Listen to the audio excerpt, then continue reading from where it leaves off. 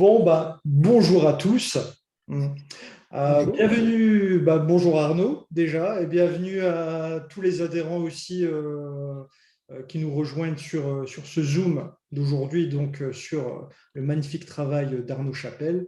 Merci également aux membres du bureau présents, Estelle Carrier, qui est notre responsable communication, Mhm. Yannick Héneuse, notre secrétaire, et Audrey Verrier, notre trésorière. Hello. Donc, on a la chance aujourd'hui d'avoir Arnaud Chapelle, qui est une référence, en tout cas en photographie de mariage et en photographie également de portrait. Voilà. Donc, le thème d'aujourd'hui est la photographie créative de mariage et de portrait. Et donc, on va laisser la parole à Arnaud pour sa petite présentation. Et ensuite, on attaquera dans le dur avec ses merveilleuses photos. Mhm. Ça va, Arnaud, t'es prêt? Très bien, Lua. Bonjour Ouais. à tous d'abord. Merci de m'accueillir dans le beau pays du Nord. Donc j'y vais, je fais mon petit CV. Ouais. C'est parti, Ça marche. freestyle. Donc j'ai 50 ans. Je suis un photographe tout jeune. Merci Estelle. Euh, Moi je viens en fait des arts plastiques. En fait, je ne suis pas photographe à la base. J'ai fait toute ma scolarité dans un but précis, c'était de devenir prof de dessin et au final, je suis devenu photographe, ce qui est tout à fait logique. Euh, j'ai fait une grosse fac d'art plastique, enfin j'ai fait 4 ans, une maîtrise d'art plastique à Rennes pendant 4 ans. Donc après ces quelques années où j'ai appris plein de choses, la sculpture, j'ai fait 8 ans d'histoire de l'art avant.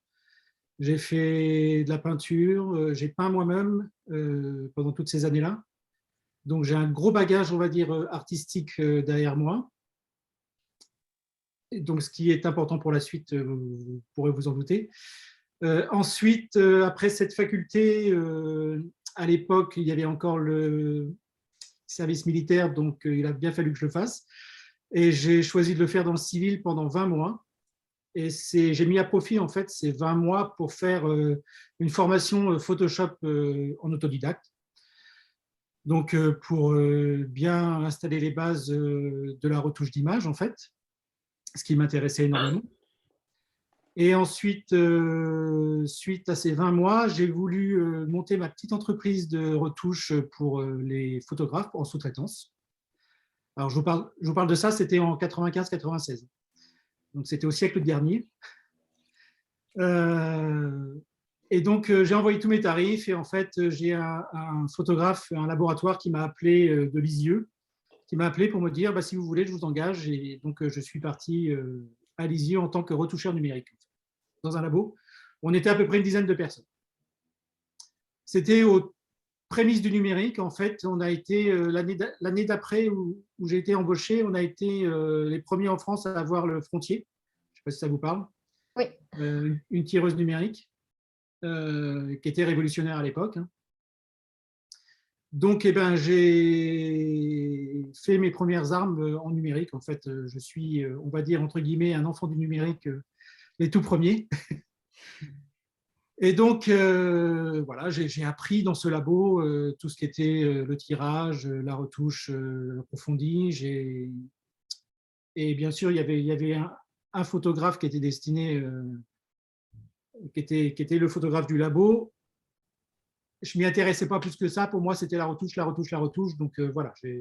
Mais bon, je voyais ce qui se passait autour de moi quand même. J'avais des idées qui pouvaient me venir. Ensuite, on est parti, au bout de 3 ans, je suis parti avec 2 de mes collègues créer notre propre labo en fait à Caen. Donc une enseigne Fujifilm Image Service tout simplement, hein, où j'étais encore retoucheur pendant 3 ans. Et on a ouvert un autre magasin à Caen. Et donc, au bout d'un moment, je ne me suis plus trop entendu avec mes associés. Donc, j'ai décidé de revendre mes parts et de partir et de créer moi-même mon propre labo. Donc, toutes ces années-là, je suis resté laboratoire numérique à traiter des pellicules et puis et des fichiers numériques qui étaient encore c'était au début du numérique, donc il n'y avait pas non plus beaucoup de fichiers. Quand j'ai créé mon labo, au bout de 3-4 ans, j'ai bien vu que l'argentique baissait et puis que le numérique montait fortement et qu'il fallait bien pallier à ce manque de chiffre d'affaires qui allait arriver. Et donc là, j'ai décidé de me former moi-même et de créer un studio de prise de vue, en fait, là où j'étais. Et j'ai commencé comme ça, tout simplement, à faire du portrait et puis quelques mariages. Ça, c'était entre 2008 et 2010. Et donc, je suis resté jusqu'en 2014 avec ce laboratoire et mon studio, où je faisais pas plus de... Je faisais du mariage, je faisais du portrait, mais ce n'était pas non plus une activité qui me prenait tout mon temps, quoi. Et donc, 2014, où des événements de vie m'ont fait que j'ai changé de vie, justement, parce que j'ai divorcé. Et donc, j'ai retrouvé une compagne qui habitait dans la Manche, et, enfin, qui habite toujours, hein, parce que j'y habite. Et donc, je suis parti du Calvados pour arriver ici, où je suis, à côté de Coutances. Je travaille chez moi, j'ai un studio, et je ne fais maintenant que de la photo. Je fais que de l'image, j'ai pas de tirage ou quoi que ce soit. Je fais sous-traiter tous mes tirages, et je ne fais que du portrait, du mariage, du corporate et de l'architecture. Voilà. En gros, c'est un peu ce que je fais. J'en suis là. D'accord, ok. Et au niveau de tes formations, est-ce que tu as fait des workshops à côté qui ont permis justement d'affiner ton travail et d'affiner ton œil sur la critique photographique, etc., par rapport à tes réalisations? Tout à fait. J'ai fait une seule formation, d'ailleurs, depuis que je suis photographe. C'est la seule formation que j'ai faite. Et je l'ai faite en 2017 avec Franck Boutonnet, le Delight Workshop à Biarritz, qui a été une totale révolution pour moi, en fait. Une grosse claque. Parce que la première chose que demande Franck quand on fait son workshop, c'est de lui amener, en fait, nos 100 meilleures photos, on va dire, de couple ou de mariage. Voilà. Et on lui fait un petit portfolio et on lui envoie. Et le premier jour du workshop, il prend tous les portfolios des participants et il critique avec bienveillance, mais il critique toutes nos photos. Et donc, moi, je pensais quand même, avec mon petit ego d'Arnaud Chapelle, penser avoir quand même quelques bonnes images. Et j'ai eu une seule image sur 100 qui a valu on va dire, l'acceptation de Franck, quoi. Et là, on se prend une claque, et c'est très bien. Et on se dit qu'il y a du boulot. Et on apprend pendant toute cette semaine-là à faire. Il nous faut faire des exercices pratiques. Il nous expose sa vision du mariage et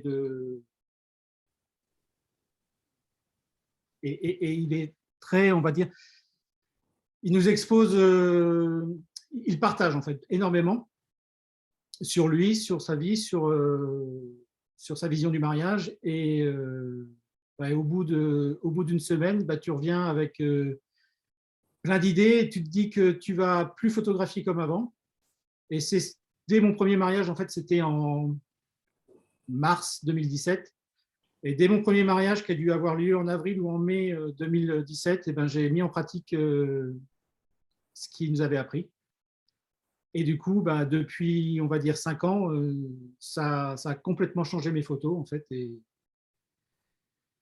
voilà, c'est plus du tout pareil, quoi. Je photographie plus du tout pareil. Je faisais comme toi, Mehdi, entre 2500 et 3500 photos par mariage. Et maintenant, j'en fais entre 12 et 17 000, quoi. En gros, c'est ça le principal changement, parce que c'est ce qui engendre toutes les photos de moments que je peux faire maintenant et que je n'aurais jamais fait avant, quoi. Après, la création en after wedding, c'est totalement différent. Certes, je fais aussi beaucoup de photos parce que je travaille dans le mouvement tout le temps, mais la version reportage a beaucoup fait changer ma vue sur le mariage. D'accord, ok.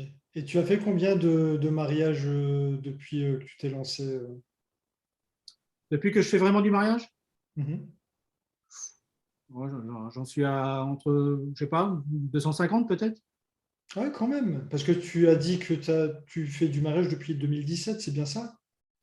Ah non, non, j'en fais depuis environ 2010, quoi. D'accord, ok. Non, 2017, c'est à partir de Franck, quoi. Donc, j'ai changé. On a vu, depuis 2017, j'ai dû en faire entre 90 et 110, quoi. C'est pas mal, effectivement. Et toi, justement, par rapport tu disais que tu avais fait le workshop avec Franck, parce que c'est vrai que on est beaucoup à le connaître. Moi, je ne l'ai jamais rencontré physiquement, mais j'ai déjà été souvent en contact avec lui. Et c'est vrai que la première sensation que j'avais eue, et c'est la même que j'ai eue avec toi aussi, c'est-à-dire au-delà de la simplicité et euh, il y a beaucoup d'humanisme qui se dégage de lui. Et c'est ce que j'ai ressenti aussi chez toi. Est-ce que ça, tu l'avais déjà, c'était inné chez toi? Parce qu'on sait que dans le monde de la photographie, il y a beaucoup d'ego, etc. Et c'est vrai que le côté humain, c'est comment dire, c'est un fait qui n'est pas forcément abordé de manière générale chez les photographes. Alors, je ne sais pas au niveau des workshops, mais est-ce que pendant le workshop, par exemple, de Franck Boutonnet, ça a été une révélation pour toi d'un point de vue personnel, dans ton développement personnel, ou est-ce que c'était juste une confirmation de ce que tu étais déjà? Je ne sais pas ça. Après, c'est vrai que Franck est dans la bienveillance et qu'on sent bien qu'il y a pas forcément d'ego et puis qu'il aime le partage et moi, c'est ce que j'aime aussi. On a tous un petit ego, il ne faut pas non plus se leurrer. Hein. Voilà, c'est propre à chacun, mais il y en a où c'est surdimensionné, il y en a où c'est sous-dimensionné, c'est tout, quoi. Mais non, ce que j'aime, c'est partager. Ça a été d'ailleurs un de mes gros problèmes, c'est que j'ai eu beaucoup de mal à vendre mes mariages correctement. C'est parce que pour moi, je veux dire, j'étais tellement content de faire des images et tout ça, et que ça plaise aux gens, en fait, que de les vendre cher, c'est compliqué. En gros, c'est ça, quoi. Bon, je me suis bien rattrapé, hein, c'est clair. Hein, j'ai appris et puis on n'a pas le choix, il faut vivre. Donc, mais non, non, après, moi, j'ai eu un gros problème longtemps et je me suis soigné. Et ma compagne m'a beaucoup aidé là-dedans. C'est que j'ai eu longtemps ce qu'on appelle un syndrome de l'imposteur. C'est que je ne voyais pas Pour moi, ce que je faisais, c'était jamais assez bon, en fait. Et ça l'est encore, hein, je vous rassure. Euh, j'ai j'ai du mal à croire qu'on puisse aimer mon travail et puis qu'on puisse aimer mes images. Euh, Après, depuis quelques mois, depuis on va dire un an et demi, je sens que je progresse énormément. Et ça, grâce aussi au concours et puis à à la critique des autres, en fait. J'accepte volontiers les critiques et puis tant qu'elles sont constructives, bien sûr. Et donc ça fait beaucoup évoluer en fait. Et je sens que j'en ai encore sous le pied et que je sais que je peux progresser encore et ça c'est bien. C'est intéressant. Parce que même, voilà, même au niveau de ton parcours, parce que c'est vrai que tu ne l'as pas indiqué, et ça prouve que tu n'as pas un problème d'ego, c'est que tu aurais même bien pu commencer par tes classements au concours, tes classements mondiaux, etc. Mais au-delà de ça, est-ce que le fait d'avoir beaucoup participé à des concours tels Fearless Photographers, où tu as été classé pour cette année, pour ta première participation, il me semble, dans le top 50 mondial, est-ce que ça a eu un effet, on va dire, sur ton business de manière générale?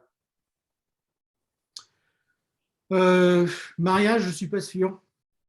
Euh, sur le fait que les gens… Alors, c'est à double tranchant, en fait, de gagner des concours et puis d'être classé au niveau mondial.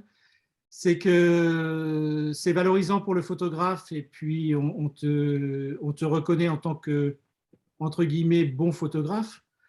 Et à double tranchant dans le sens où ça fait peur aux gens aussi. Je ne sais pas si vous voyez ce que je veux dire.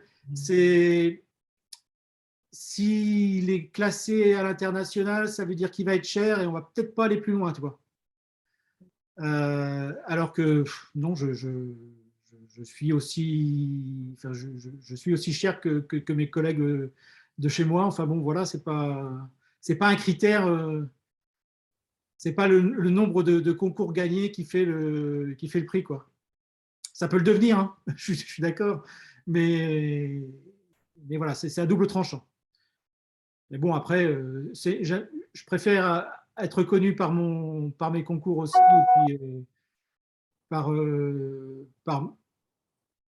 qu'on me dise, ah ben, c'est chouette ce que vous avez gagné et tout. Et puis,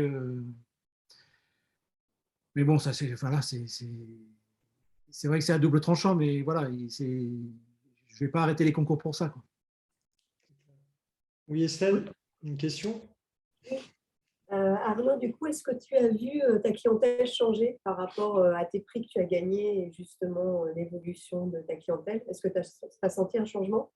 Alors, pas par rapport au prix que j'ai gagné, c'est surtout que j'ai très récemment, enfin l'année dernière, augmenté mes prix. Et fatalement, ma clientèle a changé, là. Okay. Mais ce n'est pas à cause des concours, non, non, non. Et du coup, tu as une clientèle qui te correspond beaucoup plus? Ou pas forcément? Pas forcément, non, non, non. Non, après, je sais que les gens viennent vers moi parce que je fais ce que je fais, en fait. C'est surtout ça. J'ai plus de personnes qui viennent me voir pour le prix ou pour… Non, les gens viennent me voir parce qu'ils ont vu mes photos et qu'ils aiment, c'est tout. Pour ton identité. Oui, exactement. Eh ben, en parlant d'identité, on va attaquer dans le dur. On va voir tes magnifiques photos, parce qu'on en a eu la petite introduction, ta petite présentation. Et là, je pense que les photos, ta petite sélection, elle va mettre une claque. Déjà, ça m'a mis une claque, hein. Donc là, il faut que je revoie mes bases en le faisant. Mais là, vous allez voir son travail. Donc, je vais partager l'écran. Tu veux qu'on commence par quel dossier, Arnaud? On va par le studio, hein, je sais pas. Le studio? Du portrait? Allez, c'est parti. On va partager l'écran. Hop, desktop, partager. Ok, on va aller sur mon Lightroom. Ok. Voilà. Vous voyez bien l'écran? Oui. Voilà. À toi. Elles sont classées par ordre d'année, en fait, ce que je t'ai donné là. D'accord.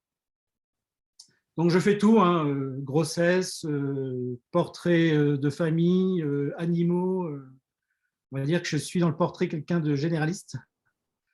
Tu as les exifs, là, Mehdi? Non? Attends, hop, sur le côté. Parce que je ne les connais pas par cœur. Alors, je joue beaucoup avec les réflexions, les miroirs. C'en est une, d'ailleurs. Et avec les premiers, les seconds plans, les troisièmes plans. Donc là, il doit y avoir 2 sources lumineuses, pas plus. Je crois pas. C'est qu'un jeu de réflexion après. D'accord, ok.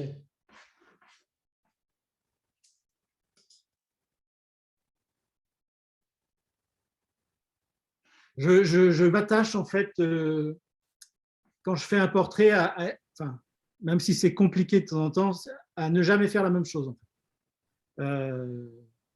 Alors c'est bien sûr très compliqué quand on a une famille de parents et 2 enfants et puis ils veulent un portrait, évidemment on va leur donner ce qu'ils veulent.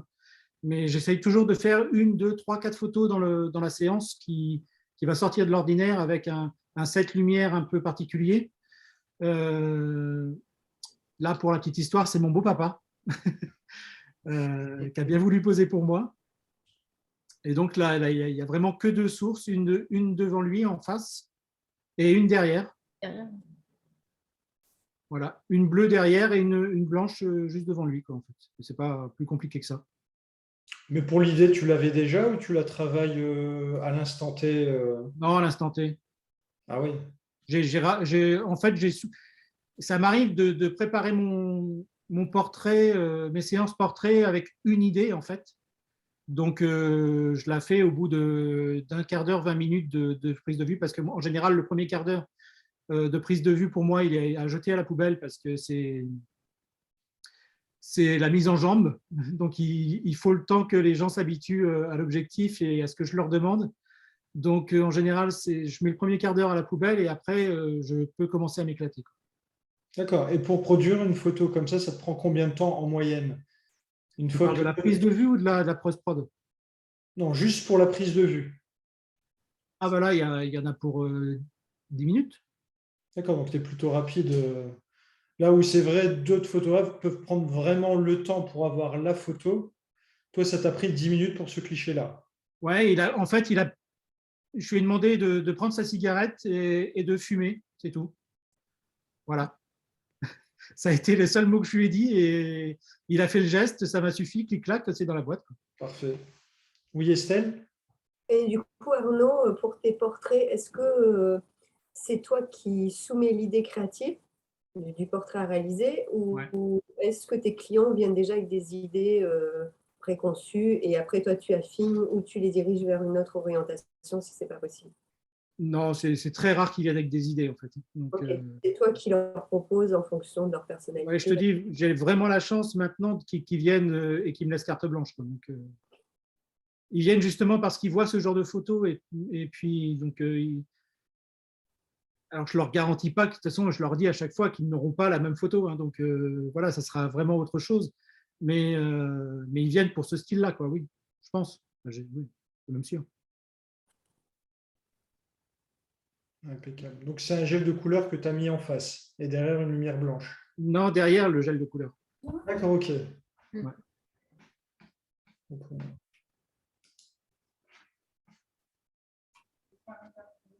Une séance extérieure.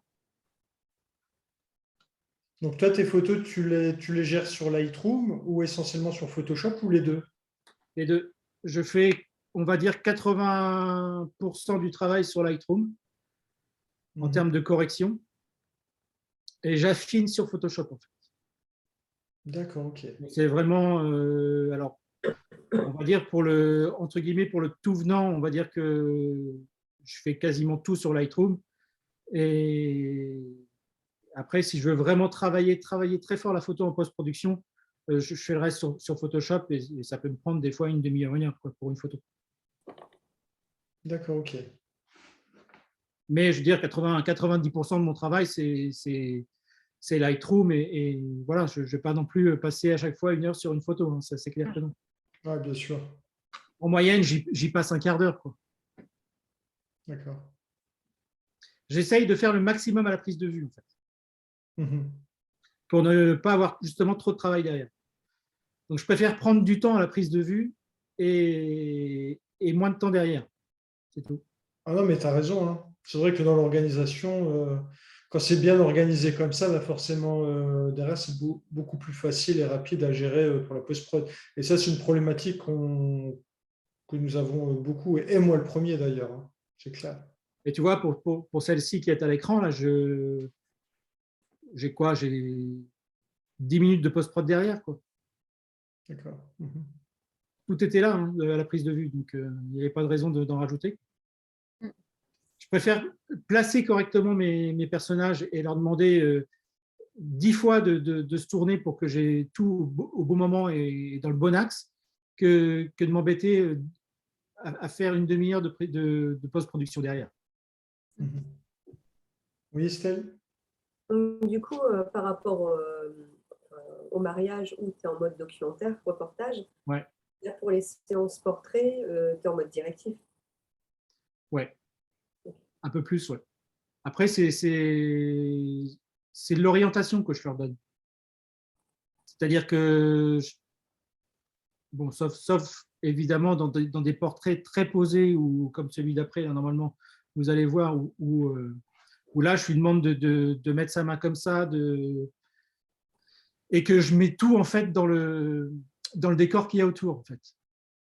Là, c'est une pose très posée et quand je vais vous dire comment j'ai fait les halos violets derrière, c'est tout simplement une applique de ma cuisine qui est en verre, enfin une applique, une suspension que j'ai dévissée. Et en fait, j'ai pris à travers cette suspension dans laquelle j'ai mis un flash avec une gélatine violette. Voilà. C'est tout simplement ça. Magnifique. C'est beau. Ouais, c'est clair. Allez, En fait, quand je fais une prise de vue en studio ou en extérieur avec un couple, j'ai pour habitude de faire le tour de ma maison et de prendre des petits objets comme ça dans lesquels je vais pouvoir créer quelque chose en fait.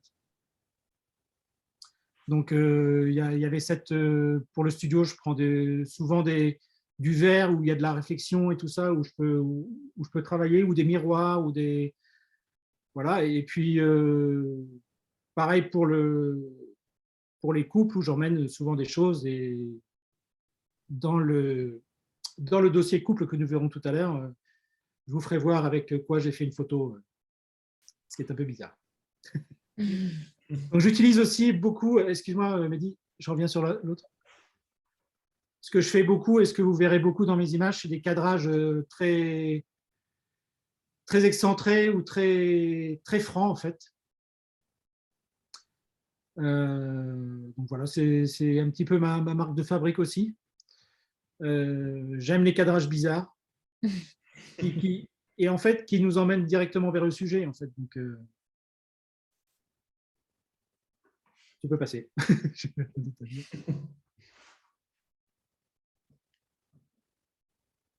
Voilà, gélatine rouge et violette. Tout simplement, c'est pas compliqué. Il y a trois sources lumineuses. Bah, c'est pas compliqué, ça dépend quand tu maîtrises le truc. Après ça, c'est ton taf pour expliquer. Mais c'est vrai qu'on n'a pas l'habitude, ou en tout cas, c'est vrai qu'on est très curieux de savoir comment elle a pu positionner ses lumières, etc. Tu vois, c'est toujours. Après, peut-être que pour toi, tu vas te dire, ouais, c'est très simple, à force d'utiliser certaines techniques. Bon, après, c'est des techniques je veux dire, basiques de studio. Hein. C'est pas non plus, il n'y a pas de secret plus que ça. C'est juste une façon d'utiliser la lumière. J'essaye de l'utiliser différemment et peut-être pas conventionnellement comme on devrait faire d'ailleurs. Je suis sûr que je fais plein de fautes par rapport à ce qu'on doit apprendre en école de photographie. Hein. Mais je m'en fiche un petit peu en fait. Moi, je n'utilise pas forcément les outils qu'on devrait utiliser logiquement. On peut tout de suite parler d'ailleurs de mon setup lumière en studio. C'est pas compliqué. J'utilise 3V1 de chez Godox, donc du flash sabot, tout simplement, avec des modeleurs, avec des gélatines, et ça s'arrête là. J'ai qu'un seul fond dans mon studio, c'est un fond vinyle gris avec lequel je travaille toutes mes lumières. C'est au plus basique. Après, à moi de me débrouiller pour que mes images ne soient pas basiques. Voilà, c'est tout. C'est simplement ça. On a plein d'outils, et dans l'appareil d'un point de vue technique et des outils créatifs qui sont à notre disposition dans notre arsenal, dans notre dictionnaire. En fait, moi, c'est ce que je dis toujours. La photo, c'est comme un dictionnaire. Il y a plein de mots dans le dictionnaire. À nous de faire des phrases. C'est tout con. On a plein de techniques à notre disposition. À nous de les utiliser, et de les mélanger pour pouvoir faire des belles choses. C'est comme ça que je réfléchis. Donc, après, j'essaye plein de trucs. Ça marche pas. Je me trompe.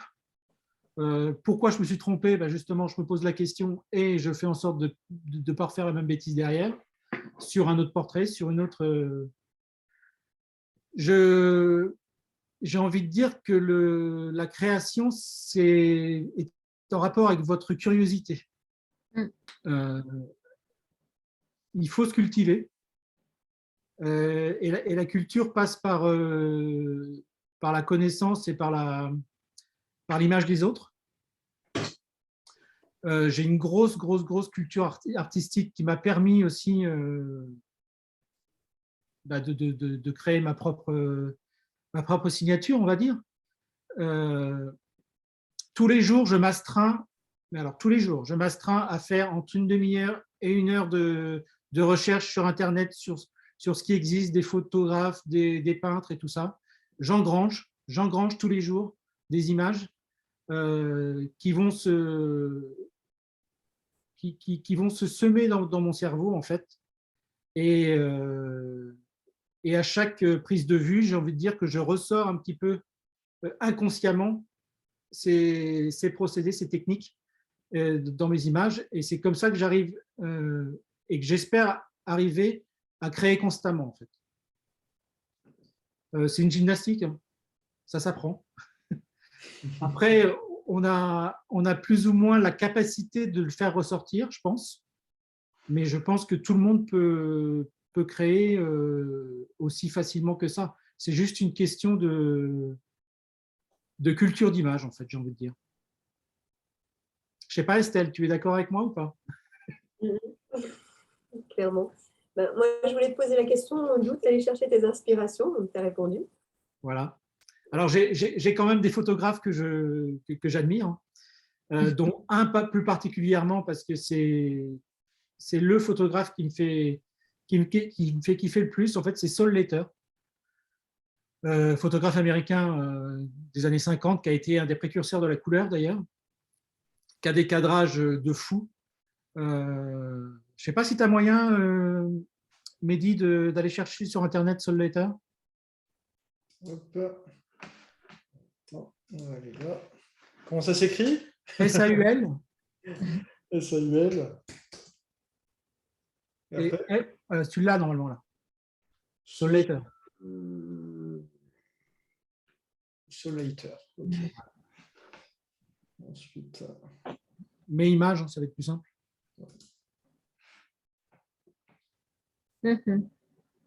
Prends la 5e image, par exemple. Celle-ci? Ouais. Voilà. Faut se rappeler que c'est dans les années 50. Hein. Et que c'est un cadrage de fou, quoi. Parce qu'il a tout compris. Il y a un premier plan, un second plan, un troisième plan, quasiment que des aplats de couleurs.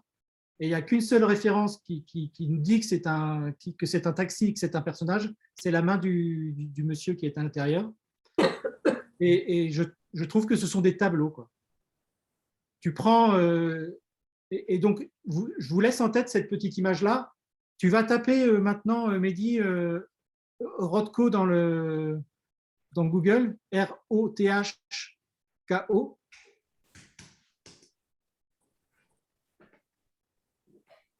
Et la première, si tu veux. Et voilà, c'est la même chose pour moi. En fait, Sol Leiter est un peintre, a toujours voulu être peintre et n'a jamais été peintre, en fait. Hein. Et donc, on voit bien dans ses photos que ça, c'est Rothko, qui est un expressionniste, qui fait partie de la peinture américaine des années 50 aussi. Et à plat de couleurs simplement. Et malgré tout, quand tu reprends la photo de Sol Leiter, je peux que les associer, quoi. Oui, l'ambiance, les images sont les images des couleurs, ouais. Voilà. Et donc ça, c'est vraiment une référence pour moi. Et tu prends, il a des cadrages de fou, tu prends n'importe quelle photo qui existe, par exemple, celle avec… Vas-y, descends en dessous, juste en dessous de celle que tu as choisie. Laquelle? Deuxième ligne, tu peux prendre la deuxième ligne, la première de la deuxième ligne, par exemple, ou l'avant-dernière de la deuxième ligne. Voilà. Et on n'a jamais forcément de référence, enfin, on a des références humaines, par des objets, par des bouts de, Ouais. Mm. par des bouts de personnages, et avec pas mal d'aplats après qui nous emmènent vers le fond. C'est extraordinaire, quoi. Et donc, voilà, c'est une de mes grosses références en matière de photographie, comme Norris et Rebecca Webb, par exemple, qui sont des... Je ne sais pas, tu peux peut-être taper Norris Webb. Alors, c'est Norris. Ouais, comme Chuck Norris. Ouais. Et puis Ouais. Webb. C'est quoi le nom de W2B. Ok. Alors, on va voir. Bah, la deuxième ligne, troisième de la deuxième ligne, par exemple. La troisième photo de la... Ouais, celle-là, voilà. C'est pareil, c'est toujours des univers très, très colorés, avec des... Et toujours pareil, toujours en multiplan, et hyper bien construit. C'est clair. Allez voir ce que font ces deux photographes-là, c'est absolument extraordinaire. Après, voilà, je ne suis pas sûr, par exemple, cette photo, que ce soit la lumière naturelle et qu'il est un petit peu pas... Mais voilà, c'est toujours des photos qui interpellent, en fait. Tu vois, premier plan, qui nous emmène vers le deuxième, qui nous emmène vers le troisième, qui est le décor, en fait. C'est vrai. Et donc, j'essaie d'être... alors, je ne copie pas ces gens-là. J'ai simplement beaucoup intégré leurs images dans mon univers. Je pense que le mien est moins compliqué que le leur. Voilà. Je fais aussi de la photo animale. J'essaye de le faire différemment aussi. Il n'y a pas de raison. Voilà. Il y a 3 sources de lumière, en fait, là. Une derrière, une sur la gauche, une sur la droite. Et de bien placer le chien pour qu'il ait juste l'œil bien placé, en fait. Après, il faut toujours des animaux qui soient d'accord avec toi. Hein. Voilà, on est d'accord. Mais à la limite, quand ils ne sont pas d'accord, je shoote énormément. Après. Donc, après, ça peut dépendre aussi de la taille de l'animal. ouais, mais après, quand ces animaux calment, en fait, on a le temps de faire un setup lumière compliqué, quoi. Donc, quand ils sont calmes, on peut s'éclater, quoi. Honnêtement. C'est pareil, j'aime de plus en plus travailler avec des traits de lumière et avec des caches sur mes lumières, en fait, qui me permettent d'avoir du noir là où je veux. Voilà, c'est une composition assez simple, mais efficace. Entre la silhouette et puis l'émotion. Je te laisse passer à l'autre. Je travaille aussi de plus en plus le flou avec les flashs déportés, ce qui me permet de faire des couleurs et puis du graphisme, en fait, tout simplement. Là, ce sont 2 frères et sœurs, donc je voulais aussi montrer la connexion qu'ils avaient ensemble. Et donc ça, c'est pareil, c'est pas prémédité, c'est sur le moment. Ouais, tout à fait, ouais. J'avais rien préparé pour eux. C'est balèze, hein. C'est balèze. Je ne sais pas si c'est balèze. Après, moi, parce que l'idée est quand même abstraite, tu vois. Parce que dans le fonctionnement d'un photographe, c'est toujours, c'est comme tu l'as très bien souligné, tout dépend de ta culture, entre guillemets, photographique. Sinon, bah, tu vas t'orienter plutôt vers des plans standards, des compositions, même de la gestuelle standard. Toi, tu pars quand même sur des choses, quand même, comme cette photo-là, qui est assez, je ne vais pas dire abstrait, parce que abstrait, c'est vraiment dans l'extrême, mais tu es quand même sur quelque chose d'original, surtout si ce n'est pas prémédité. C'est ça qui est surprenant, en fait. Et c'est d'avoir ces réflexes-là qui ne sont pas évidents, je pense, à avoir. Oui, alors là, je ne peux pas t'aider sur ce côté-là, parce que moi, c'est on va dire, naturel maintenant. Et si je m'ennuie dans une prise de vue, j'arrête le travail, quoi. J'arrête d'être photographe. Donc, moi, le but, c'est de jamais m'ennuyer. tout simplement ça.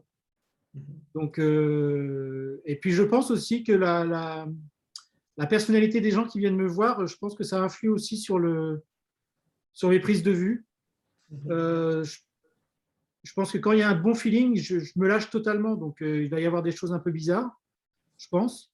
Et puis, en général, les gens me font extrêmement confiance. Donc, ils se laissent faire. Et moi, ce que j'aime, en fait, c'est le fait qu'ils me voient faire des photos et qu'ils ne se doutent absolument pas de ce que ça va donner. Ça me fait kiffer. Et quand ils voient ce genre de photos et quand tu vois je pense que j'essaierai de filmer un petit peu. C'est tout à fait banal quand je fais des photos, en fait. Je fais des photos, quoi. J'appuie sur un bouton, on place des lumières, voilà. Tu peux te douter quand même de ce que ça va donner au final. Mhm. Alors que ça donne jamais, jamais, je pense, ce qu'ils ont pensé. Je pense que avec les bases, ça c'est de la basse vitesse malgré tout, hein. Avec les basses vitesses ou le très haute vitesse, tu ne peux pas t'apercevoir de ce qui va y avoir sur la photo, en fait. Et ça crée des halos de lumière, ça crée des flous qui vont être hyper esthétiques et que eux n'auront pas absolument pas capté, ils auront capté que la pose, en fait. Mhm. Et c'est ça qui leur faire découvrir ça, leur image sous un autre angle, c'est très flatteur, en fait, je trouve. Mhm. Enfin, moi, c'est ce qui me fait kiffer, hein, clairement. Oui, Yannick. Oui, Arnaud, le jour de la séance, est-ce que tu montres quand même un aperçu au cul de l'appareil ou sur un Jamais. écran? Ouais, Hors de question. on est d'accord. Ok. Non, parce que ça ne donnera jamais. Déjà, parce que l'écran de l'appareil ne donne jamais. Et puis, quand même, il y a de la post-production derrière. Donc, ils n'auront jamais, de toute façon, l'image finale au cul de l'appareil. Donc, Ouais, non, mais je partage, mais je sais qu'il y a beaucoup de photographes qui montrent, qui aiment bien montrer au cul de l'appareil. Moi, personnellement, je ne le fais pas parce que je surexpose toujours un peu mes photos. Et donc, du coup, bah, c'est frustrant pour moi de montrer un résultat qui n'est pas fini et qui pourrait être cramé alors qu'il ne l'est pas du tout, quoi. oui, puis moi, du point de vue de leur expérience à eux, je pense que c'est bien aussi qu'ils aient une surprise. Non, mais je partage ce point de vue.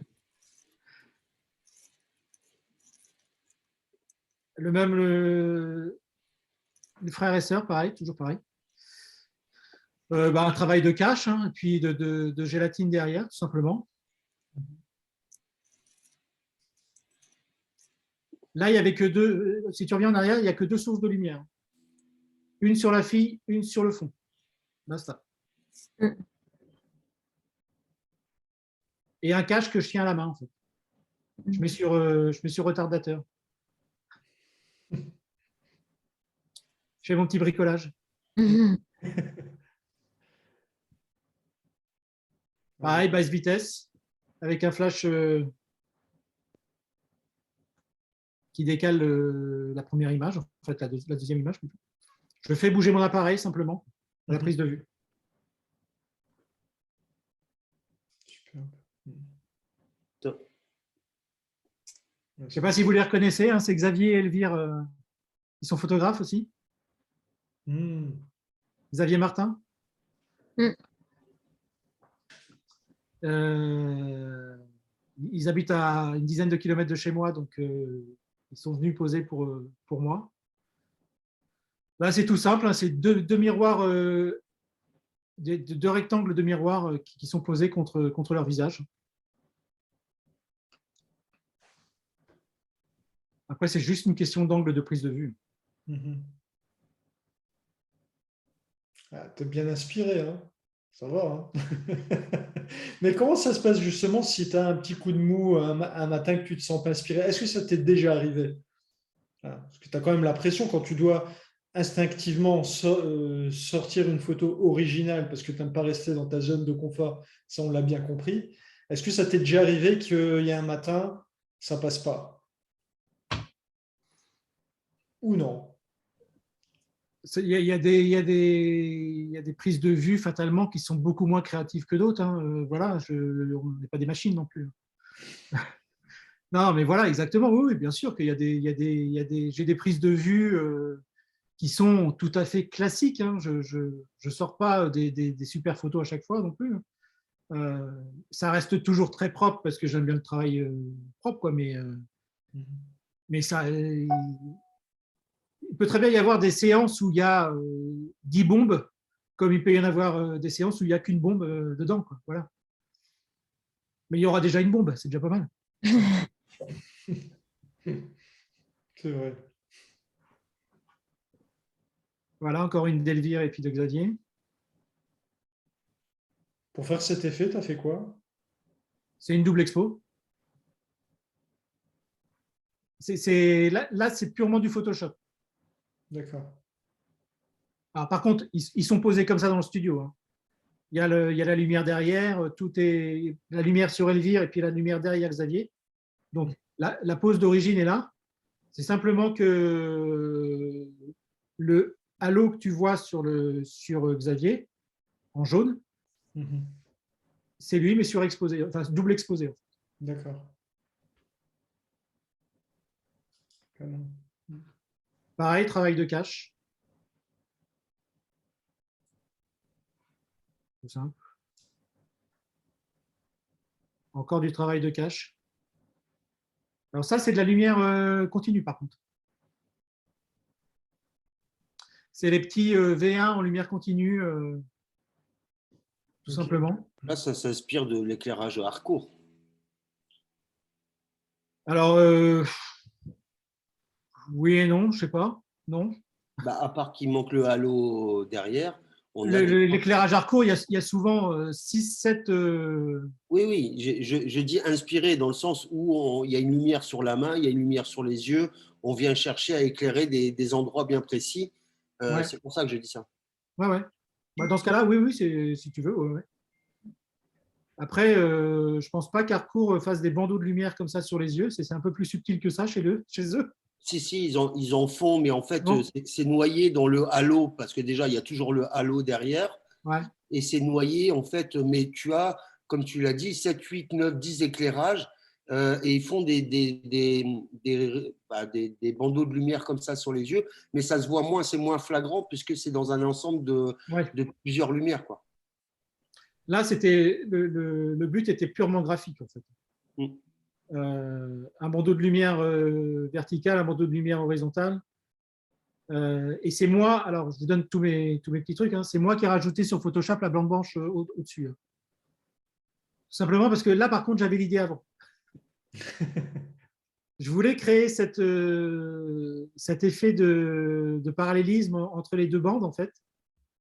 Une créée par les personnages et une créée graphiquement, en fait.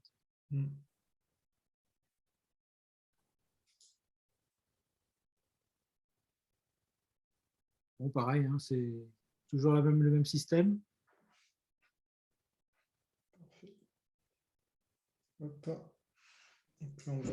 On est sur la dernière du portrait, là. Ouais, c'était la dernière du portrait. Donc là, je vais basculer.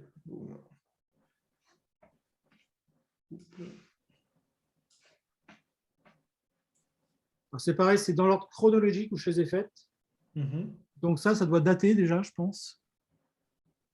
2018. 2018, tu vois. Ouais.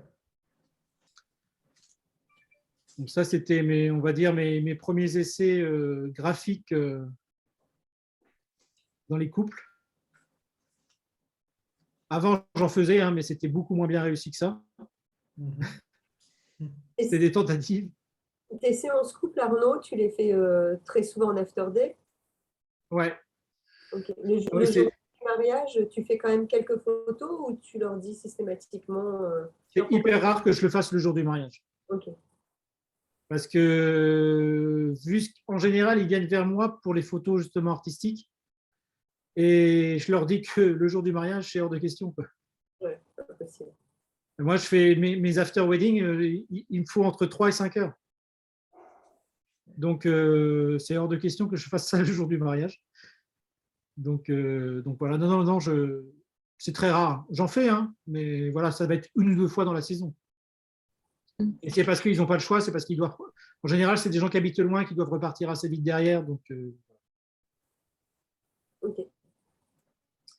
voilà, c'est Mais Quand je parlais tout à l'heure d'outils créatifs comme les mots dans un dictionnaire qu'on va assembler pour faire des phrases, je parlais de cadres, d'éléments graphiques dans l'image, du mouvement, du lieu, de la réflexion qu'on peut avoir dans l'eau ou dans des vitres.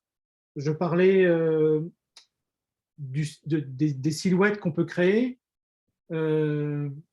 s'il y a encore de l'émotion qu'on peut retirer d'un mouvement ou d'un regard ou quoi que ce soit. Tout ça, pour moi, ce sont des mots MOTS qui vont nous permettre de créer justement l'image qu'il va y avoir. Donc, je pioche. Je pioche au gré de ce qu'on me présente, en fait. Du lieu, en général, c'est ce qui inspire le plus. Et puis de la facilité des mariés à exprimer leurs sentiments, on va dire. Tout le monde ne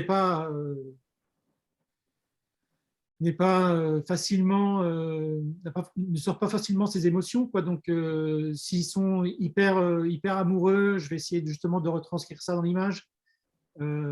S'ils sont moins à l'aise, ben voilà, on va jouer plus dans le côté graphique.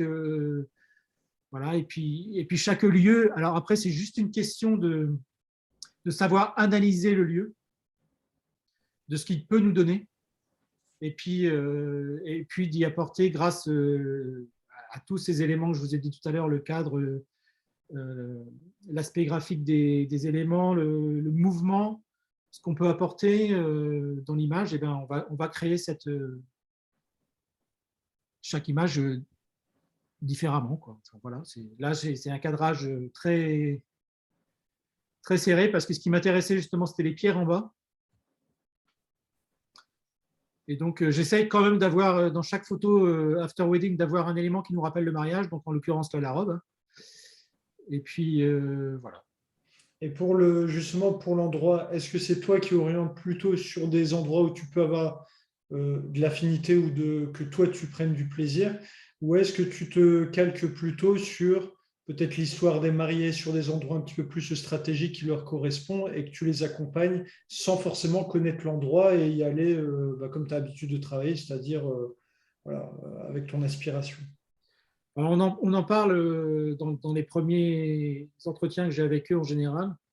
On parle des lieux où on va aller pendant l'after wedding. En général, ils ont des idées. C'est souvent la mer ou la campagne ou la ville, voilà. Et moi, je marie beaucoup de gens de Paris qui viennent dans la région, en fait, chez moi. Donc, en général, ils connaissent peut-être un endroit, mais en général, ils n'ont pas trop d'idées. Donc, moi, comme j'aime pas m'ennuyer, je leur pose. J'essaye d'aller rarement 2 fois sur le même endroit, en fait. Et puis, vous voyez, par exemple, là, c'est une photo au Mont-Saint-Michel. C'est eux qui voulaient faire des photos au Mont-Saint-Michel. Moi, je leur avais dit, le Mont-Saint-Michel au mois d'octobre, c'est un peu chaud. C'est un endroit hyper touristique, donc c'est compliqué d'avoir des lieux sans personne d'autre autour, quoi. Et le bol, c'est qu'il n'y avait personne ce jour-là. Donc, on va savoir pourquoi. C'est comme ça. Parce que regarde, la prochaine, c'est au Mont-Saint-Michel aussi. Ouais. Et avoir que 2 personnes dans la rue, au Mont-Saint-Michel, c'est compliqué. Donc voilà, avoir toujours des angles un peu particuliers. Vas-y, reviens sur celle d'avant. Voilà, essayer de construire son image. Là, c'est la lumière qui nous l'a construit. On va de gauche à droite, pardon, avec les lampadaires. Donner une ambiance à l'image. Là, j'ai fait et du flou et l'aspect graphique des lampadaires et l'aspect un peu qui contraste avec l'effet sauvage des fougères, en fait. Donc, voilà. Je fais refaire, ils ont dû refaire la scène peut-être 15 fois pour que j'ai cette photo, quoi. Ouais. Par contre, voilà, moi, je leur demande souvent d'être en mouvement et je leur dis, voilà, tu lui tiens la main et vous allez dans cette direction. Et c'est à moi, enfin, j'ai envie de dire que je shoote en rafale. J'ai dû faire peut-être 400 photos pour avoir celle-là. Et je garde que la meilleure au niveau du bras, au niveau du flou, au niveau du décor. Le cadrage j'essaye au mieux d'avoir un cadrage d'origine. Et vous verrez d'ailleurs, j'ai fait un petit dossier à Mehdi sur les avant-après pour que vous voyez un petit peu ma post-production. Et vous verrez que tous les cadrages sont d'origine. Je ne recadre pas derrière, ou rarement. Justement, là, dans ta section de photos, là, on va avancer un petit peu plus rapidement sur les photos de toi qui ont été peut-être plus révélatrices dans ta petite sélection là, de couple ou même en concours. Alors, dis-moi sur laquelle… Celle-là, par exemple, a quasiment tout gagné. qu'on connaît très bien, enfin, pour ce… C'est bien vu ici. Voilà. Fallait que tout soit là, le chien, les pieds au même endroit. Donc c'est pareil, ils se sont trempés avant d'arriver à ça. Tu leur as refait faire combien de fois? Voilà, 400 fois. Une dizaine peut-être. Parce qu'il fallait que le chien suive, c'était pas les mariés qui étaient compliqués, c'était le chien. Ouais. Mais oui, non, ils l'ont fait souvent. Quoi. Ah, mais la position est géniale là pour le coup. Hein. Au niveau de la symétrie et tout, c'est… Il me fallait une symétrie de toute façon. Donc là, je suis en rafale I+, et puis je leur ai fait faire 10 fois. Quoi, à peu près. Ouais. Après, on va voir ici. C'est là qui est très joli aussi. Ouais, après, après, il y a des photos plus emblématiques que d'autres, on va dire. C'est Alors chouette. ça, pour vous donner le petit truc, c'est un panier à linge en plastique. Tout simplement. Bien vu. Bravo. Moi, je pique un objet à ma femme à chaque fois que je pars. Donc, le seul truc, c'est qu'il faut que je fasse attention à le ramener surtout. Sinon, je me fais engueuler. Non, c'est vrai que c'est pas bête parce que moi, par exemple, j'ai plutôt tendance à utiliser ou à chercher les objets, on va dire, sur le lieu de réception. Ça peut être une chaise en fer forgé où effectivement je vais jouer entre les petits espaces, etc. Mais c'est vrai que quand je vois ce type de photos, toujours je me dis, mais comment il y a pu avoir? Alors c'est quoi? Donc on essaie toujours, donc c'est un panier à linge. Voilà. Exactement. Bravo. Ah, elle est belle, elle est belle. Voilà, après,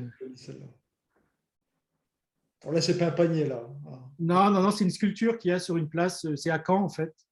Et en fait, c'est le mot Caen qui est marqué c'est une sculpture du mot Caen en fer, quoi, en fait.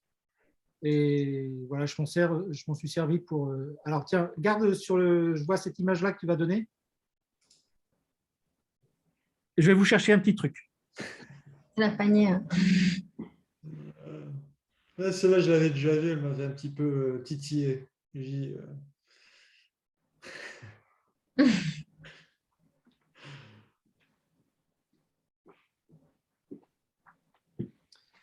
Donc, en fait, pour la petite histoire, c'est que j'habite en pleine campagne, hein, donc il y a des champs avec des vaches autour de chez moi. Hein. Et donc, dans la même quête de trouver un petit objet pour partir en prise de vue, je suis parti avec cet objet-là que vous pouvez voir à l'écran, qui est une tapette à mouche. Trop fort. Voilà. Bravo. Et donc, j'en ai quand même bavé parce que les trous que vous voyez là sont extrêmement petits. Et donc, pour faire la mise au point au travers ça, c'était assez compliqué. Donc, pour info, j'ai mis un petit flash sur la tapette, en fait, un flash rouge avec une gélatine. Et tout simplement, quoi. Voilà. Et donc, maintenant, tu vends aussi des tapettes à mouches, un spécial. Ouais, voilà, quoi. Donc, j'essaye de me challenger comme ça, à chaque fois avec un petit objet. Ah, tu peux revenir sur non, sur celle où plus loin, pardon. Ce côté-là? À droite. Ouais. Sur la bleue, là. Celle-là. Qui a gagné aussi ISPWP, Fearless et puis XP, je crois d'ailleurs. Tout ça pour vous dire que c'est une erreur à la base. Mm. On en parlait tout à l'heure avec toi, Estelle, sur les erreurs qu'on peut faire dans les mariages. Moi, c'est une erreur de placement de mon assistant, en fait. Et donc, je devais avoir qu'une ombre sur la maison. Et en fait, mon assistant avait 2 flashs. Je devais en éteindre un et je ne l'ai pas éteint. Et donc, il n'était fatalement pas à la même hauteur que l'autre. Et donc, ça a donné ça quand j'ai shooté, en fait. Et je m'en suis aperçu qu'en rentrant à la maison. Je pensais qu'elle était bonne d'origine. Et donc, en fait, c'est ce qui fait toute sa spécificité, parce que avec une ombre, ça n'aurait pas été top. Et là, avec 2 ombres, c'est génial. Donc, comme quoi, des erreurs peuvent être bonnes de temps en temps. C'est clair.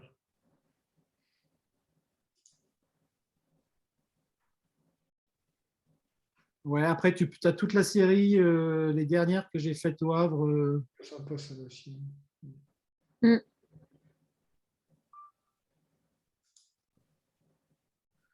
Bon, ça reste du classique, ça, on va dire. Ce que j'aime bien aussi, alors voilà, un cadrage un peu franc, et puis de la réflexion, du cadrage, du graphisme. Là, on essaye d'avoir plusieurs petits outils pour créer l'image. Après, voilà, ça devient assez instinctif, mais on n'a pas.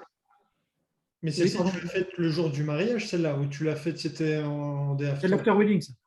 D'accord, ok. Ouais. Donc, pareil, flash déporté sur lui. Et puis tout simplement, quoi. Après, tu vas attaquer les photos. J'ai fait une série avec un couple d'expatriés qui habitent en Allemagne et qui sont venus se marier en France.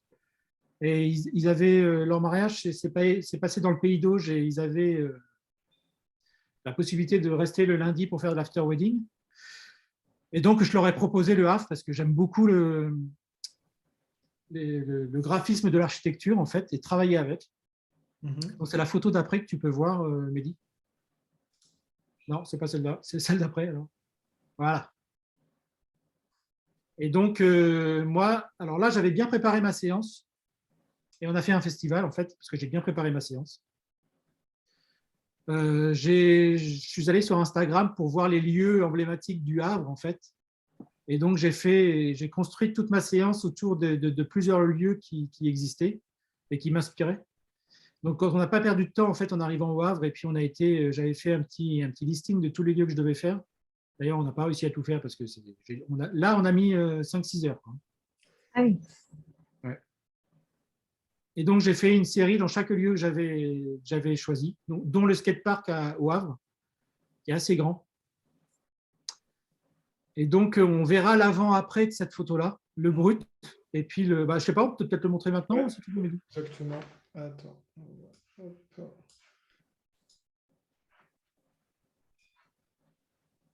C'est la 3e. Voilà.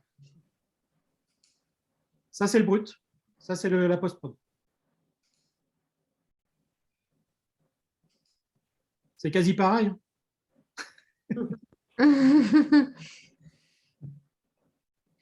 Et donc, en fait, là, j'ai simplement retravaillé 3 zones en calque, qui sont les personnages que j'ai mis en silhouette. La 2e zone, c'est le ciel, et la 3e zone, c'est le skatepark, tout simplement. Et ça, je ne joue qu'avec les contrastes ou la luminosité, c'est tout. Et la saturation. Ouais. Voilà.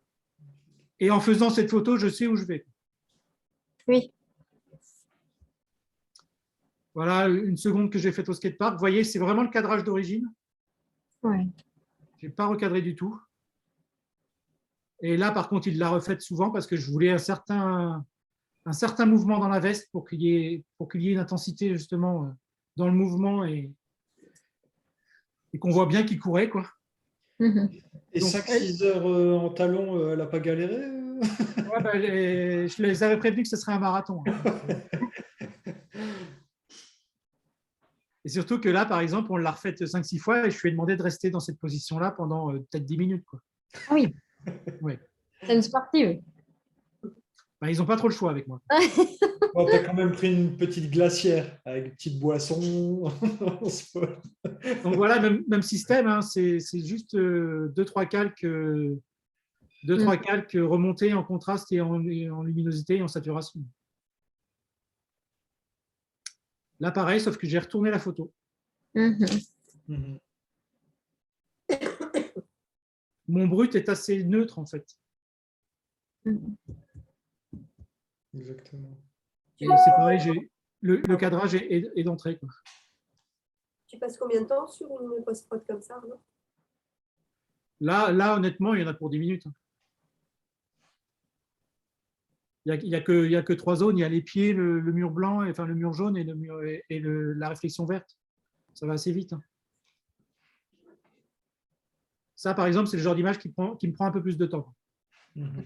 Ouais, Parce qu'il faut juste effacer le haut et que ça aille bien avec le reste. Et voilà, on remonte les zones en fait une à une et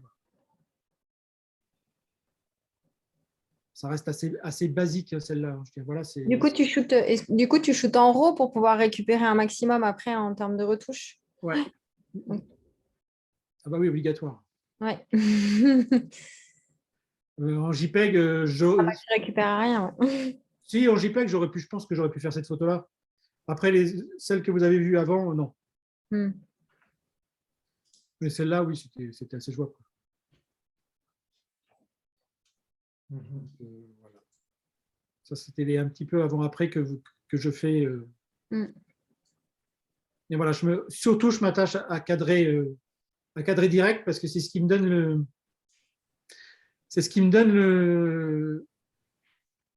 le rythme de l'image, en fait. Et quand je la fais, c'est vachement important que je cadre directement parce que c'est ce qui va influer derrière sur la post-prod. Et donc, tu travailles essentiellement en 24 mm pour tes photos de couple. Ou tu fais aussi du 85 comme en studio. Oui, d'ailleurs, on n'a pas parlé de mon matériel, c'était raison d'en parler. Oui, donc je travaille qu'à l'objectif fixe et j'ai qu'un 24 et un 85, c'est tout. Je travaille tout mon reportage mariage en 24, quasiment. Je fais 90% du reportage au 24. Et en couple, je fais 80% au 85. Il n'y a que ce genre de scène où je fais au 24 parce que je suis très près et que la dynamique va être donnée par l'optique. Mais autrement, je suis souvent au 85. Nickel.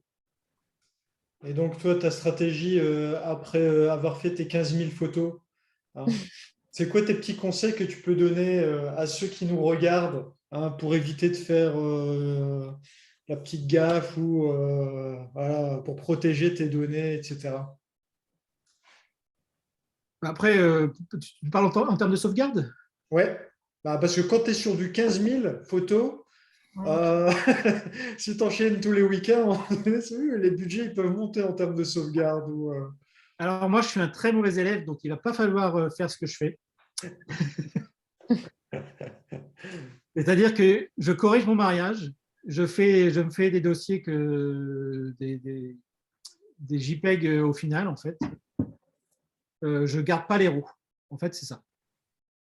Une fois que je garde les RAW, on va dire, je garde les RAW 6 mois, histoire de ne pas avoir de regrets, parce que je regarde mes photos a priori plus loin, disons 2-3 mois après, je fais le tour en fait de mon reportage pour être sûr de n'avoir rien oublié en fait.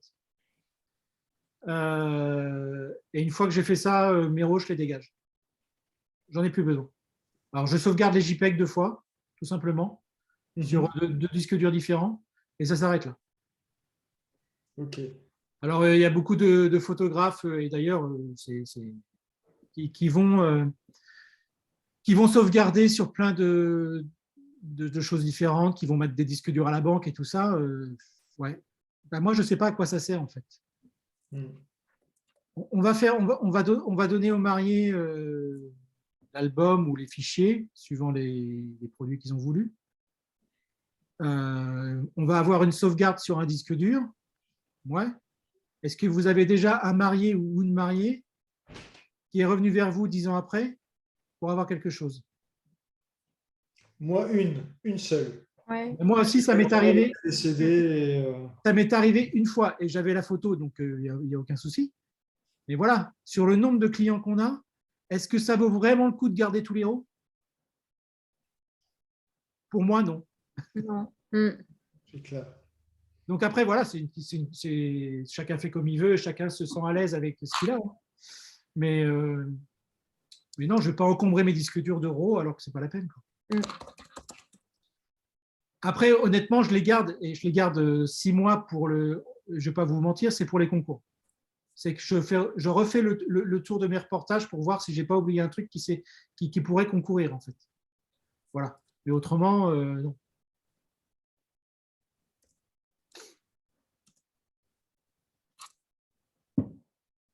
Magnifique. Tu vois, tu as fait une belle petite sélection. Hein. Ouais, c'est superbe. Bon, bah, celle-ci aussi, elle était récente, il me semble. Oh, elle a déjà 2-3 ans, celle-là. Ah ouais? Tu Ouais. n'avais pas participé à un concours regard d'auteur ou je ne sais plus avec? Ah oui, sûrement, oui. Ouais. Mais ça fait 2-3 ans qu'elle est faite. D'accord, ok. C'est dans un parking souterrain, pour info. Ouais. Ah ouais, carrément. Ah ouais, tu as donné l'illusion que c'est dans l'eau, en fait. Hein. C'est ça. Et donc, il y a un flash contre le mur où ils sont, là. Et en fait, je prends à travers des grilles qui donnent sur l'extérieur de la rue, en fait. Moi, je suis sur la rue. Eux sont dans le parking souterrain. Ouais. Non, bien, hein. Bien, bien. Là, tapette à mouche. On va exposer les ventes sur Amazon des tapettes à mouches. Pour 15 €, ça va tout faire. Tu rigoles, 15 €? Non, mais je vais pas mettre 15 € dans une tapette à mouche. 5 euros. Si tu prends des photos, il y en a qui vont le mettre. Hein. Déjà, elle me coûte 2 €, ça serait le grand max. Non, mais je te propose un workshop en tapette à mouche. Tu vas en ramener. Hein. Attends. Il ne faut pas dévoiler son fonds de commerce quand même. Hein. Tu as balancé l'info quand même. Hein. Ah, merci pour cette info. C'est vrai que personne n'aurait cru, mais moi le premier, qu'une tapette à mouche pouvait faire une photo comme ça. Quoi. Donc voilà, en fait, là, je vous ai fait une sélection de mon top 50 en fait, en termes de photos. Voilà, à chaque séance, je vais découvrir les coulisses. Hein, ne pensez pas que je redonne à mes clients 20 photos comme ça. Non, je fais quand même du classique autour parce que je pense que c'est des photos obligatoires à faire entre guillemets pose pingouin parce que les gens en veulent. Ils veulent voir la robe correctement mise. Enfin bon, voilà, une pose très classique pour papier et mamie. Ça, je l'ai fait. Je veux dire, je vais avoir entre 5 et 10 photos, on va dire, hors normes dans une prise de vue où je vais en rendre entre 30 et 40.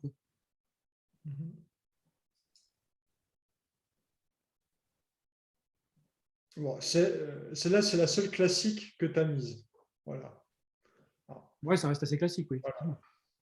Là, c'est zone de confort. Là, on est bien. C'est zone de confort, mais je trouvais qu'avec les nuages, ça allait bien la robe. Ouais, c'est vrai. Oui. C'est vrai.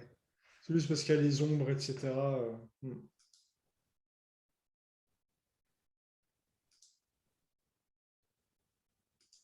Nickel. Alors, on a fait le tour. On va laisser les petites questions avant de conclure, surtout sur les workshops proposés par Arnaud. Est-ce que vous avez des questions? N'hésitez pas. Merci. moi j'en ai. Ah, vas-y. J'y vais alors.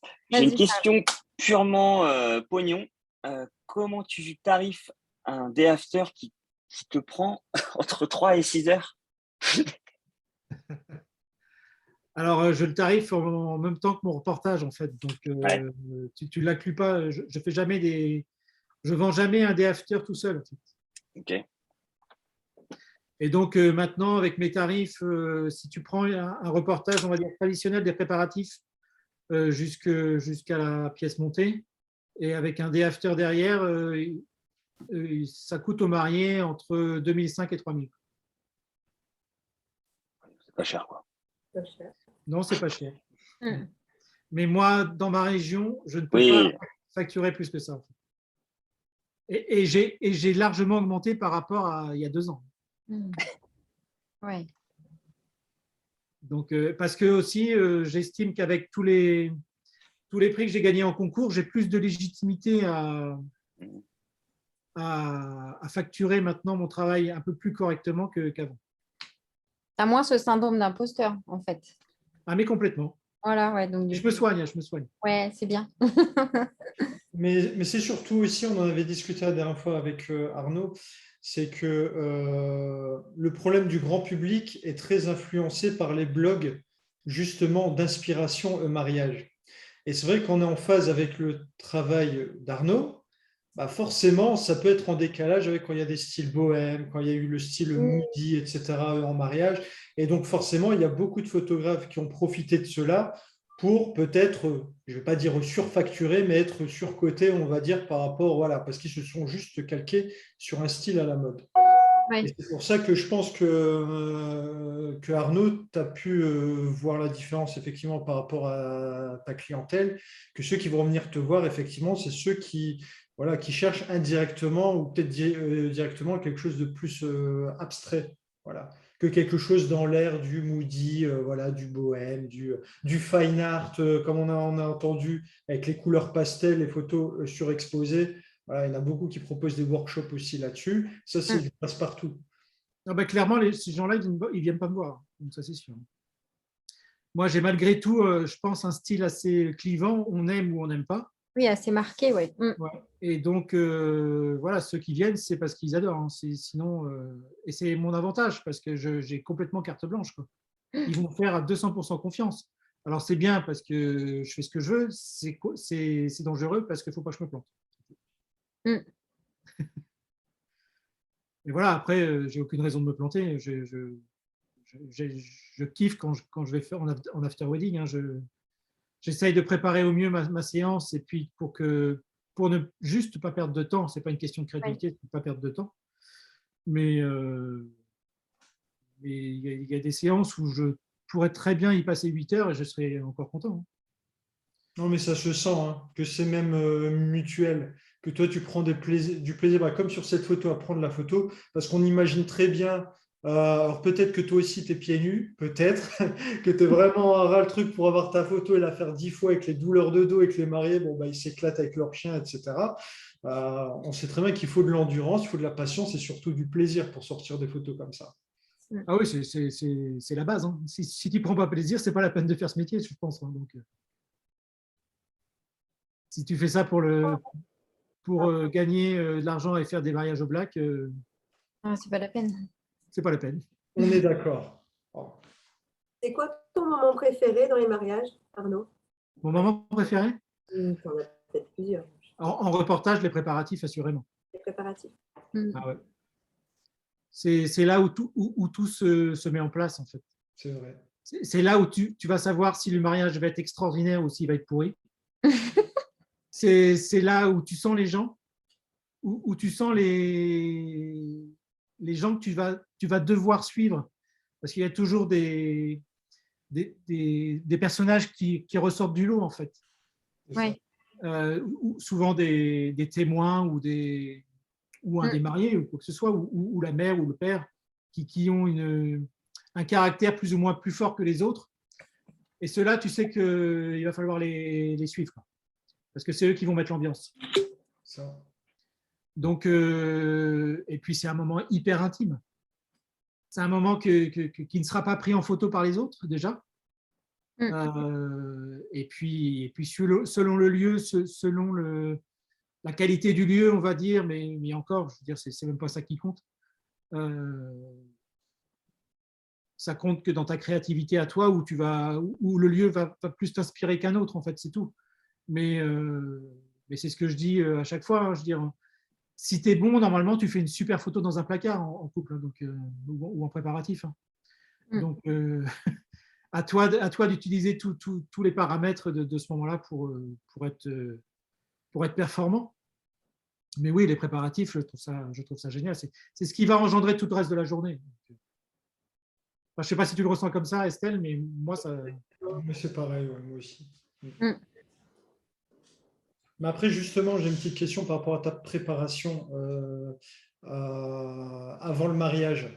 Est-ce que tu poses beaucoup de questions un petit peu plus personnelles aux mariés sur leur style, comment ils se sont rencontrés, l'aspect histoire dans leur parcours, l'aspect familial, etc. Ou c'est plutôt, tu arrives, tu ressens, boum, tu essayes de voir à droite à gauche qui est qui et t'attaques. Ou est-ce que tu as un gros travail de préparation en amont? Alors, jusqu'à il y a, on va dire, 1 an ou 1 an et demi, j'avais que très peu de rapports avec les mariés. J'aimais bien être surpris, en fait. Alors, je pense que je me racontais des histoires, hein, parce que ma compagne m'a obligé un petit peu à sortir de cette coquille que je m'étais faite. Et puis, on en discutait tous les deux. Et puis, elle me disait, mais vas-y, demande-leur. C'est une enquêtrice, ma compagne. Hein, donc, elle aime bien savoir un petit peu tout, qui fait quoi, qui est qui. Et c'est elle qui a raison, en fait, parce que ça détermine. Alors, j'y passe maintenant beaucoup plus de temps avec les mariés. On fait deux entretiens minimum avant le mariage. Et je leur demande de me raconter leur histoire personnelle et en couple. Et souvent, ça se termine, enfin, ça s'est terminé les 2-3 dernières fois, là, les mariés qui finissent en pleurs l'entretien parce qu'ils ont des histoires émotionnelles pas compliquées, mais c'est important maintenant de savoir, pour moi, de savoir que ce qui s'est passé, et ça me permet d'arriver le jour du mariage avec une autre vision, en fait. Qu'avant, je découvrais un peu tout le monde, je ne savais pas qui était qui, et je pensais que c'était bien dans le sens où ça m'obligeait à créer sur le moment, tu vois. Là, en sachant tout ce que je sais maintenant, en sachant tous les aléas de la vie de chaque protagoniste, j'ai envie de dire que ça me permet d'être plus dans l'émotion qu'avant, de choper beaucoup plus de moments intimes qui vont avoir de l'importance pour eux. Pas forcément quand quelqu'un de l'extérieur voit la photo, mais quelqu'un qui connaît leur histoire, et même pour eux, quand ils vont voir cette photo-là, ça va leur parler. Donc, ce n'est pas forcément des super photos avec des super ambiances. Mais voilà, ça me permet de viser plus juste, en fait. C'est comme quand on prépare une photo, une séance after wedding. Quand on la prépare correctement, ben, on ne perd pas de temps. Là, on ne perd pas de temps quand on fait ça. C'est tout. C'est ça.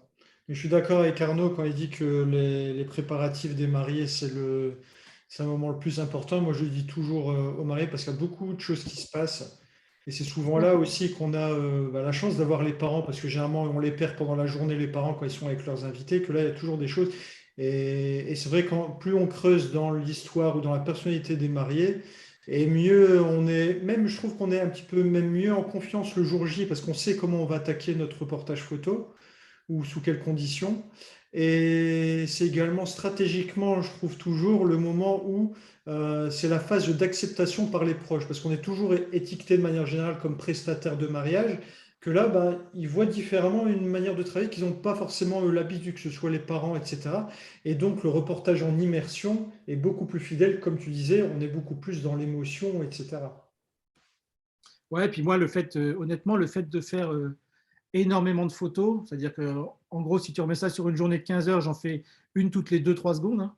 Donc, ça me permet de me faire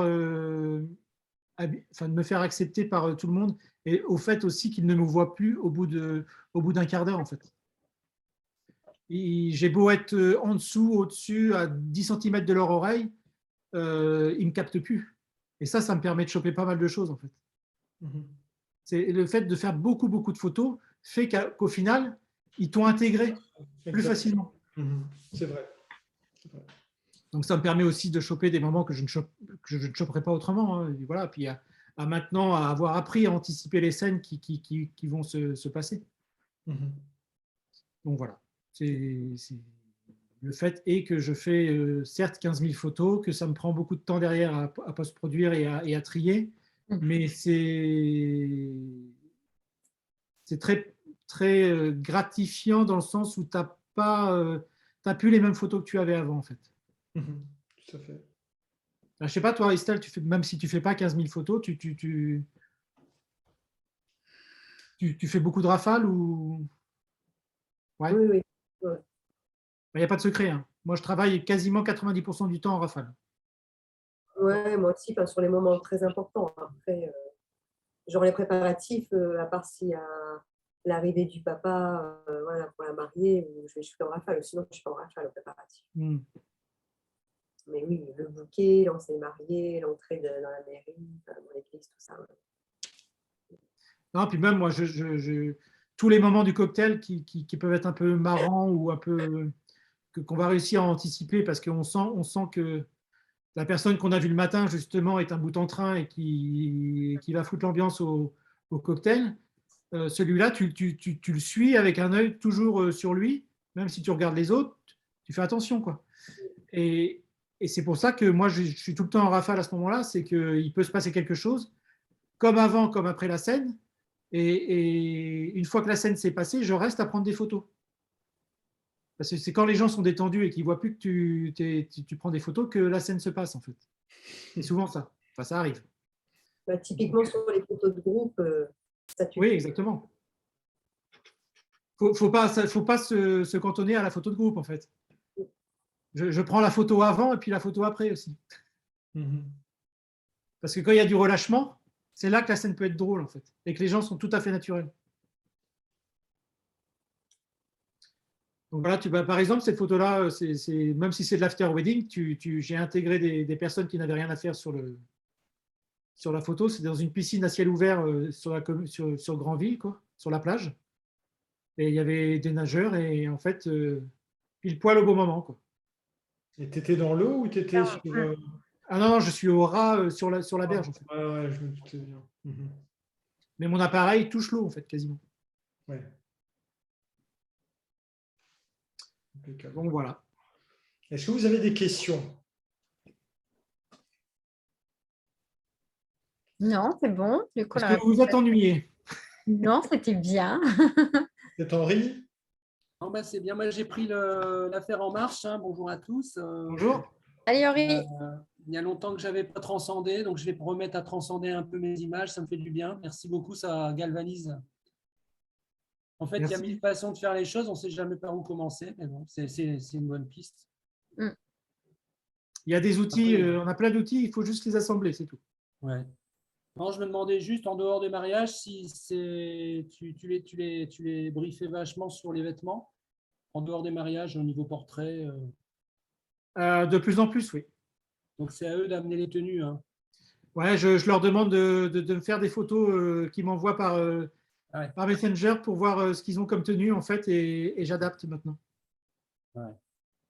J'aime bien, par exemple, quand on est en extérieur, j'aime bien qu'il y ait des couleurs assez vives, des jaunes, des rouges, des verts, pour qu'on joue aussi sur le graphisme des vêtements, en fait. Ouais. Mais jamais de motif, par exemple. Que de l'uni. Ouais. Donc, c'est à eux d'acheter ce qu'ils n'ont pas, quoi. Non, ils n'achètent pas. Je prends ce qu'il y a dans la garde-robe. Hein, je fais attention, quoi, c'est tout. Bon, bah, j'en ai quelques-uns qui n'ont jamais grand-chose, mais bon, c'est bon à savoir. On s'adapte. Il faut savoir s'adapter. Ouais. Non, mais très bien. D'autres questions? Non. Alors Arnaud, tu pourras conclure surtout sur ton workshop parce que Arnaud propose des workshops en très petit comité et ça je trouve que c'est honorable parce que c'est plutôt rare en tout cas en France de proposer un format vraiment en immersion avec des conseils un petit peu plus personnalisés. Vas-y Arnaud, tu peux expliquer ton workshop, etc. que tu proposes. Oui, alors mon workshop s'appelle Hors Piste. Donc, ça veut bien dire ce que ça veut dire, c'est d'aller un petit peu en dehors des sentiers battus. Ça se passe sur une journée ou 2 journées, suivant ce que vous avez envie de faire. J'ai 2h30 environ sur une journée, ça va se passer comme ça. Je vais avoir 2h30 en gros de théorie où je vous explique ma façon de travailler, mes petits outils créatifs et tout ça. Après, on part en prise de vue avec des modèles pendant 5 heures et je vous fais pratiquer. Je vous fais voir ce que vous ne voyez pas. Je vous montre ce qui existe et je vous fais analyser le lieu et pourquoi placer ces personnes-là à cet endroit-là. Pourquoi on va utiliser une pose lente, pourquoi on va utiliser de la rafale, pourquoi on va utiliser peut-être un objet que vous aurez avec vous. Enfin voilà, je vous montre comment utiliser tous les outils créatifs que je vais vous montrer en théorie, comment les utiliser dans la vraie vie, entre guillemets, et pour pouvoir upgrader vos photos de couple, en fait. Et donc après, on rentre et on fait 2 heures, 2h30 de post-production pour vous apprendre à bien corriger vos images que vous aurez faites en pratique. Voilà.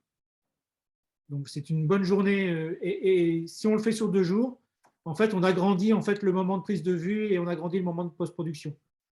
En fait, voilà, on passe beaucoup plus de temps à produire parce que la partie théorique est sensiblement la même. Mais voilà, je le fais à 4 maximum, 4 photographes, pour que ce soit le plus personnalisé possible et pour que vous ayez tous le temps de bien shooter, d'avoir le temps de shooter et que je puisse vous expliquer correctement comment je fonctionne et comment on peut construire une image beaucoup plus créative que ce que vous avez peut-être l'habitude de faire. Ouais, et tu te déplaces, c'est bien ça. Et je me déplace. Dans le studio du photographe pendant 1 ou 2 journées. Voilà. Le déplacement est inclus. Ouais, il n'y a que les repas et puis l'hôtel le soir éventuellement s'il y a besoin. Quoi. Et donc pour le tarif pour une journée et 2 journées? Alors le tarif pour une journée, c'est 350 € par photographe. TTC? Oui. Ok. Et 550 pour 2 jours. Et donc je le fais à 4. C'est-à-dire que même s'il n'y en a que 3, je ne le fais pas. Il faut que ça soit rentable pour moi aussi. Non, mais 4, ça permet d'être totalement dans le truc. Et moi, je le fais qu'à 4 parce qu'au-delà, je sais que je ne vais pas être aussi présent pour tout le monde de la même façon. Donc 4, je pense que c'est le bon chiffre. Impeccable. Ben, merci Arnaud pour ces informations. Dans tous les cas, on relayera ton site internet avec ton workshop. Tu sais très bien que moi-même, je suis très intéressé. Hein, on en discutera en off. Sachant que je fais ce workshop toute l'année. Donc, voilà. Ouais. Donc, dans tous les cas, si vous avez plus de questions, on remercie encore une fois Arnaud pour son intervention. Merci Arnaud. Merci à vous de m'avoir accueilli et de m'avoir offert cette opportunité de vous expliquer et de vous faire partager mon travail. En fait. C'était super sympa. Merci à toi. Dans tous les cas, la vidéo sera disponible en replay pour tous ceux qui n'ont pas pu venir aujourd'hui. Et à très bientôt au sein de la FFPMI parce que Arnaud fait partie, donc est adhérent pour la Normandie. Voilà. Et bienvenue encore une fois aux nouveaux adhérents qui nous ont rejoints parce qu'il y aura de prochains Zooms à suivre. Mais encore une fois, ça nous tenait à cœur, en tout cas aussi à moi personnellement, que ce soit Arnaud Chapelle qui soit là pour ce premier Zoom pour 2022.